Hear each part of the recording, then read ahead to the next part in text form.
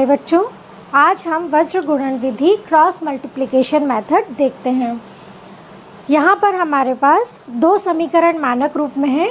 a1x plus b1y plus c1 equal to 0, a2x plus b2y plus c2 equal to 0। अब हम इसकी सहायता से x और y के मान किस तरह से निकालते हैं वो देखते हैं। x upon b1c2 minus b2c1 equal y upon c1a2 minus c2a1 equal 1 upon a1b2 minus a2b1। हम यहाँ देखते हैं कि a, b और c का चक्रीय क्रम याद रखें। a, b और c, a के बाद b, b के बाद c और c के बाद पुनः a। तो यहाँ पर हम b1 b2 से शुरुआत करते हैं। b1 b2 लिख लिया, c1 c2, a1 a2 b1 b2, b के बाद c, c के बाद a के बाद b। यहाँ पर x, y और 1 हमने लिख देते हैं। यहाँ पर हम देखते हैं कि एरो के साइन बने हुए हैं। तो सबसे पहले b1 का मल्टीप्लाई c2 में, फिर माइनस लगाएंगे b2 का मल्टीप्लाई c1 में। तो इस तरह से हमें मिला b1 c2 minus b2 c1।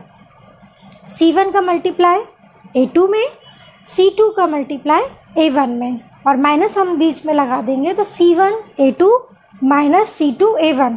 इसी तरह a1 का मल्टीप्लाई b2 में, a1 b2 माइनस a2 का मल्टीप्लाई b1 में तो a2 b1। अब हमें इस तरह, इसको हमें और किस तरह से याद कर सकते हैं तो 1 2 2 1 1 2 2 1 1 2 2 1।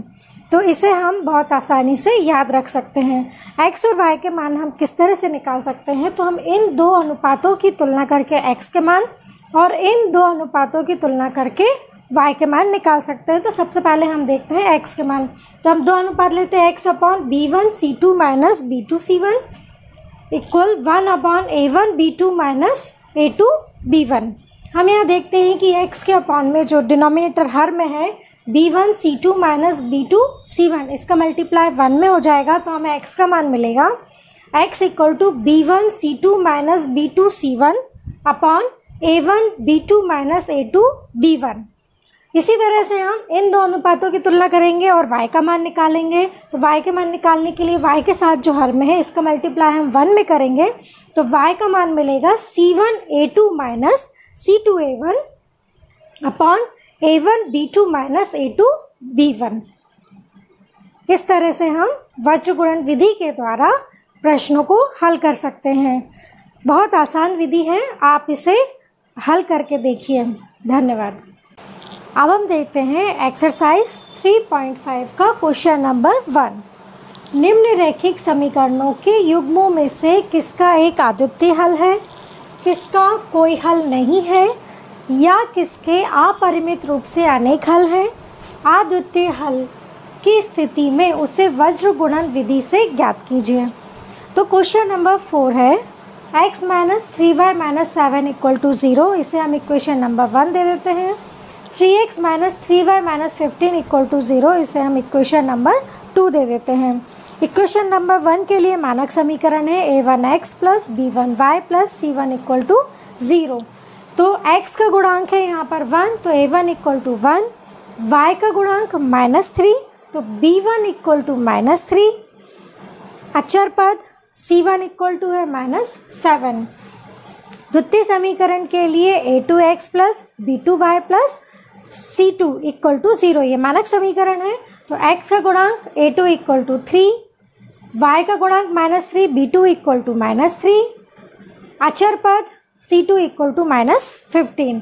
अब हम a1 बटे a2, b1 बटे b2 और c1 बटे c2 का मान ज्ञात कर लेते हैं। तो a1 बटे a2 का मान 1 बटे 3 1/3, b1 बटे b2 का मान -3/-3, चूँकि सेम नंबर है, समान संख्या, इसलिए 1/1 लिख दिया। c1/c2 का मान है -7/-15। अंश और हर दोनों में चूँकि माइनस है इसलिए हम इसको 7/15 लिख सकते हैं।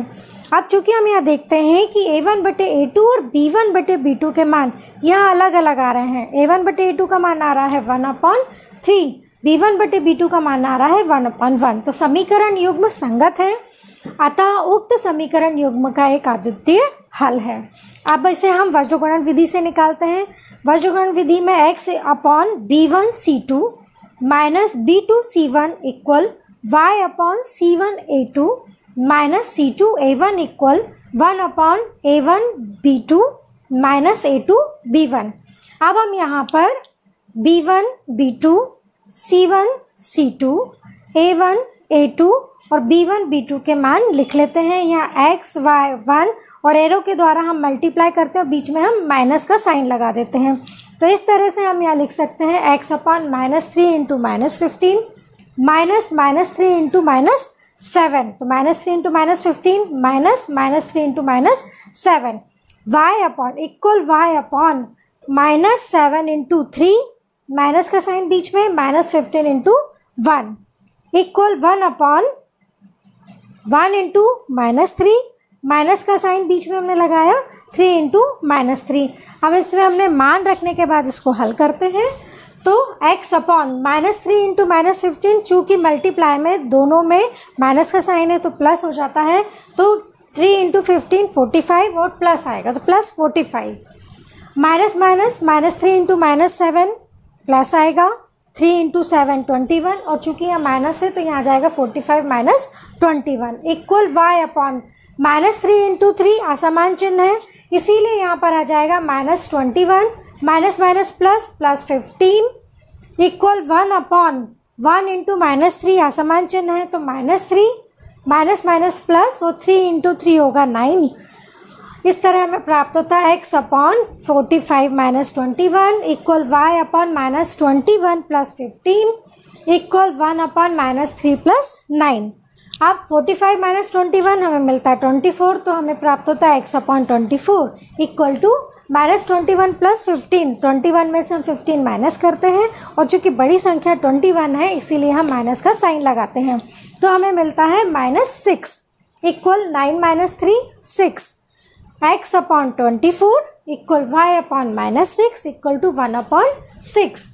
x का मान के लिए हम x अपॉन 24 और 1 अपॉन 6 के अनुपात की यहाँ पर तुलना करते हैं, तो x upon 24 equal to 1 upon 6, 24 का मल्टीप्लाई 1 में होगा तो x इक्वल टू हो जाएगा 24 अपॉन 6। 6 की टेबल में 24 4 टाइम आता है तो x इक्वल टू 4, हमें x का मान प्राप्त होता है 4।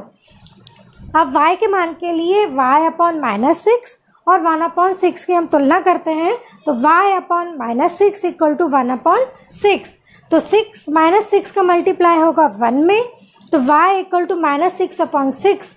6 की टेबल में आता है 6 1 टाइम और चूंकि यहाँ माइनस है तो यहाँ पर हो जाएगा -1, तो y का मान हमें प्राप्त होता है -1। अतः उक्त रैखिक समीकरण युग्म का अभिष्ट हल x इक्वल टू 4 एवं y इक्वल टू -1 है। धन्यवाद।